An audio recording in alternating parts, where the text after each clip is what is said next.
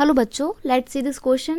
And here this question say, many ecologists feel that pastoralism is still relevant in dry and mountainous region.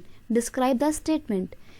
बहुत सारे ecologist जो हैं वो ये मानते हैं कि पेस्टोरलिज्म ना ड्राई और माउंटेनियस रीजन में रेलिवेंट है. इस स्टेटमेंट को डिस्क्राइब कीजिए. कैसे इकोलॉजिस्ट को ये लगता है कि पेस्टोरलिज्म बहुत ज़रूरी है ड्राई और माउंटेनियस एरिया में. देखिए आंसर है आपका यहाँ पे. This is true to say that the pastoralism is still relevant. Relevant का मतलब होता है कि आज भी प्रैक्टिस की जाती है और आज भी बहुत इसकी इंपॉर्टेंस है in dry and the mountainous region, because in the winter when the high mountain are covered with snow, the pastoralists need to move in the low hills in the search of pasture. क्या होता है, जब सर्दी का मौसम होता है और पहाड़ों का टॉप मोस्ट एरिया बर्फ़ से ढका हुआ होता है, तो उस टाइम पे ये जो पेस्टोरल लोग होते हैं, पेस्टोरल कम्युनिटी के लोग अपने जानवरों के साथ नीचे के एरिया में आ जाते हैं, नीचे के लोअर हिल्स में आ जाते हैं. अगर हिमालयाज़ की बात करें तो जो लोअर हिल्स होता है उसको शिवालिक नाम दिया जाता है.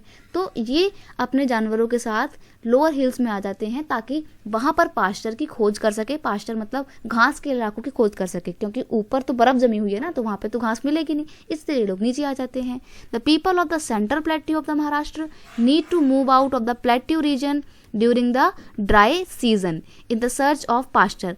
और अगर हम हिली एरिया को छोड़कर सेंट्रल इंडिया में महाराष्ट्र के प्लेट्यू रीजन की बात करें, तो जब बारिश का मौसम आता है तब ये लोग क्या करते हैं, ड्राई सीजन की ओर आ जाते हैं. और जब गर्मियों का मौसम होता है तो ये लोग कोस्टल एरिया के पास में चले जाते हैं, क्योंकि कोस्टल एरिया का जो इन्वायरमेंट होता है थोड़ा मॉइस्ट होता है, प्लस पीने का पानी मिल जाता है ड्राई एरिया में.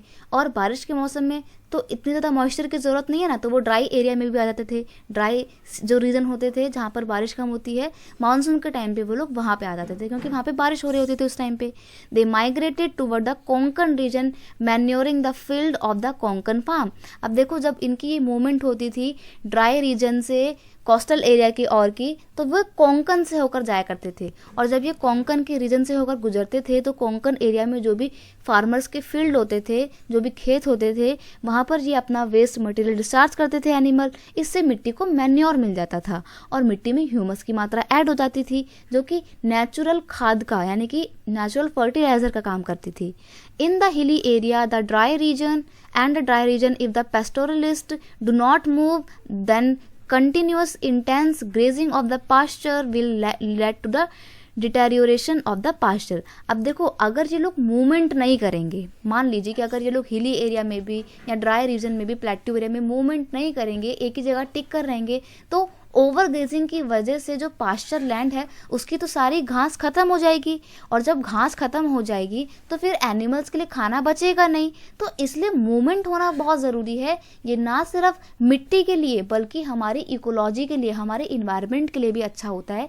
इसीलिए इकोलॉजिस्ट का ये मानना है कि आज भी ये मूवमेंट जो पेस्टोरलिस्ट लोग करते हैं ये बहुत ही रेलिवेंट है.